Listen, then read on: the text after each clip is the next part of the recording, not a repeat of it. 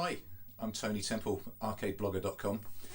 I'm also the world record holder on the arcade title Missile Command, and I'm here today because the guys over at New Wave Toys and Replicade Amusements have sent me their latest Replicade arcade releases. So what I've got here are not one but two boxes, and they've asked me to take a look at what's inside these and give you my opinions on what I find. So let's crack on. I'm going to start with this one. The first thing to say, what I did notice is that these do seem to be very, very well packaged, which is obviously good news because I think they're shipping these things all over the world. Okay, so we've got a box inside a box. Oh, this is cool. Okay, so I don't know if you can see that, but this might look to you just like a box inside a box. What I can tell you is I recognise what they've used there on the inside box.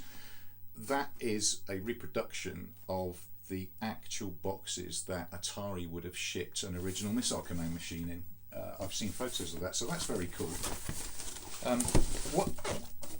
What that tells me already, without even seeing what's inside, is that clearly New Wave Toys have gone to town on the detail.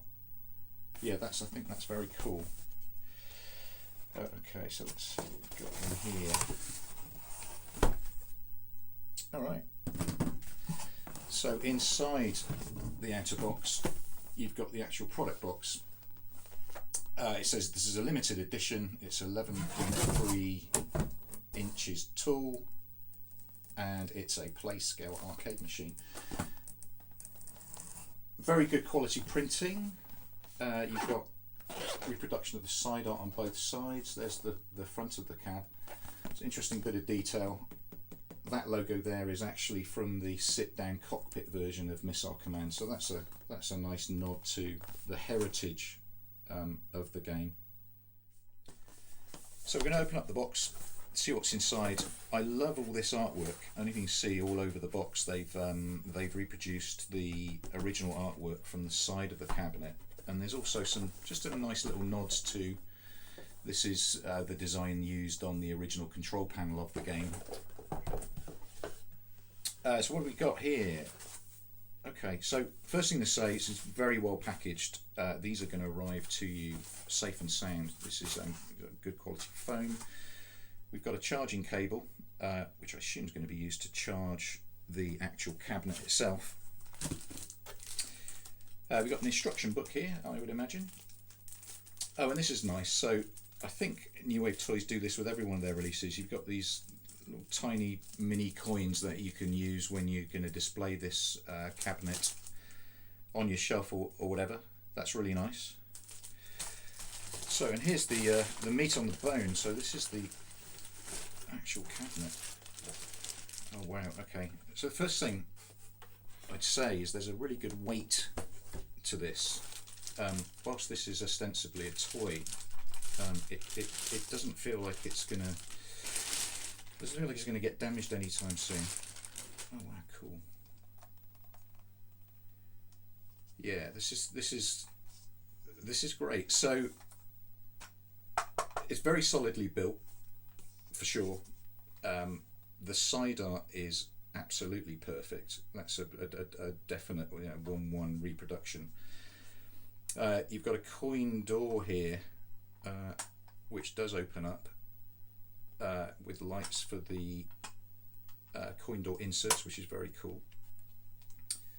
There's the control panel. You've got your start buttons, your 3 fire buttons. The artwork is perfectly reproduced. And a little trackball, look at that. So the trackball rolls nice and smoothly. Be very interesting to see what tech they've used under there in order to reproduce that. We'll see how it plays in a minute. The other thing I notice is on the actual screen, I don't know if the camera's picking it up, but New Wave Toys have used a new design lens to try to replicate what you would see if you were playing this on an original CRT screen. Clearly there isn't a CRT in this, it's going to be a flat panel LCD of some description, but I guess after feedback from previous arcade models, they've come up with this lens. It'll be very interesting to see what that does to gameplay, and if it does accurately replicate a CRT screen. You've got speaker grills there, as per the original machine, and they've even reproduced the release stickers, which would have been on an original cabinet from the Atari factory. At the back here is the speaker. You've got a volume control there, and this is the on-off button. But yeah, I mean, if I didn't know any different, and obviously this is over a certain size, I think I could be easily fooled by this if I saw a photograph of it as actually being an original upright cabinet. The dimensions are spot on. Yeah, I'm very, very impressed with that. Alright, so that's the production model. If you've been in an arcade at any time over the last 40 years, you will recognise this cabinet design. This is the final release of Missile Command as it was from the factory in Atari. Very cool, absolutely spot on. I did mention at the start that I got sent 2 boxes. What is going to be inside this box, you can already tell. It's called the Missile Command Field Test Edition. And my understanding is this is a reproduction of the prototype cabinet that didn't actually end up getting released. So again, same packaging, the reproduction of the box that the cabinet would have been shipped in from Atari way back in 1980. Wow, look at that. Okay. So already you can see this is a different design.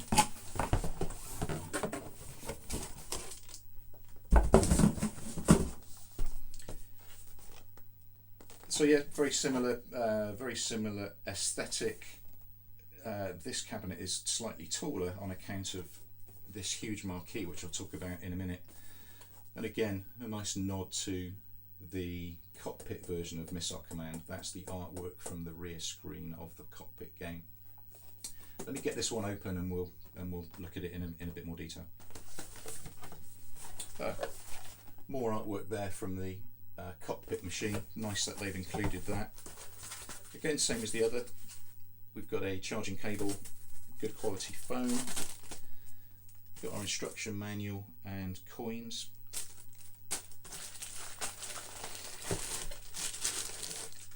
And there's the game. Wow.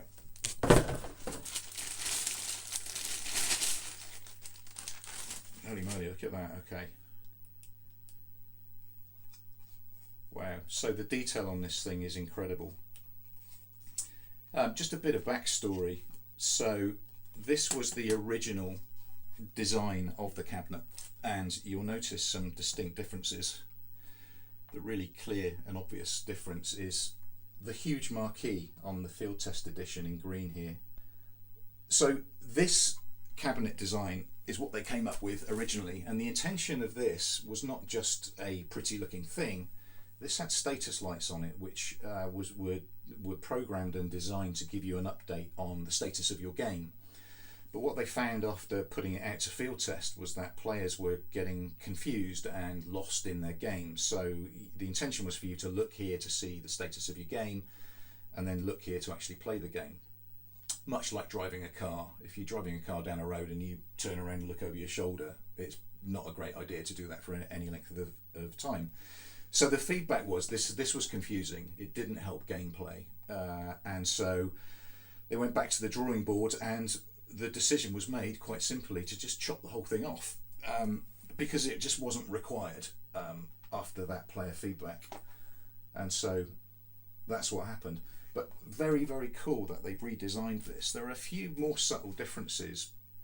If you can see, those fire buttons are actually silver as opposed to black on the original cabinet, and also that's a very early Atari coin door with 3 slots as opposed to 2 on the final production version. Everything else is very similar to the production model. You've got, as I mentioned before, you've got a volume knob there, you've got an on-off switch here, the usual disclaimer stickers on the back, there's your speaker. Also didn't mention on the other one, there's the charging point to get this thing charged up, ready to play. But just lots of great detail if you know what you're looking at. You notice also that they've reproduced these carriage bolts, which are actually in silver. Now I've seen one of these cabinets, one of the only ones we know that are that have survived to this day, and they are indeed silver. I can confirm. So even that level of detail, to be reproducing that, I think is absolutely fantastic. To the best of our knowledge, Atari produced 5 of these, just 5, which went out on test, and the final production model went on to, I believe, about 14,000 in the end. So there they are side by side. The quality's fantastic. The level of detail is amazing. I'd like to see what these play like, so we'll do that and come back. All right, so here we are. I've turned the lights down a bit so we can see the screen better. I'm just going to switch them on. So you just hold the on button on the back, the start button, and both cabinets are going to fire up. Oh wow, okay. So both marquees light up as you'd expect. Here's the boot up sequence. The start buttons have ignited, which is very cool. So let's give one of them a play. I'll play the standard version, probably the easiest way to go. Okay, so there is a menu you can access, and you do that by holding down both coin insert buttons. And you can see there's various options. I won't go through them all, but you can scroll through them using the left coin button. You can select various things, including trackball size, trackball sensitivity, which is very cool. The number of cities that you start with, yeah, and you can reset the high scores. There's a screen brightness option as well. There you go. Yeah, very cool.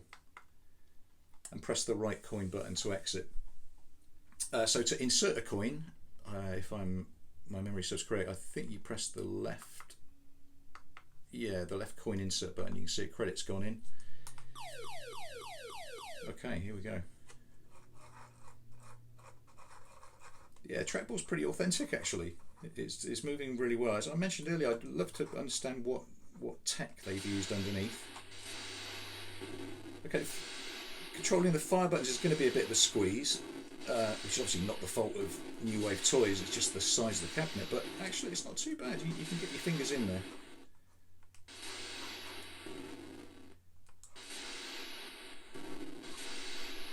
Yeah, just looking at the gameplay and the sounds,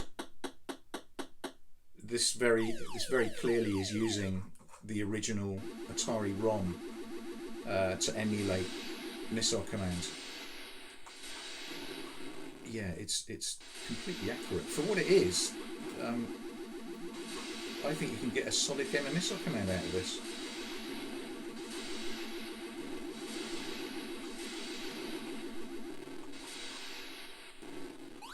Nope.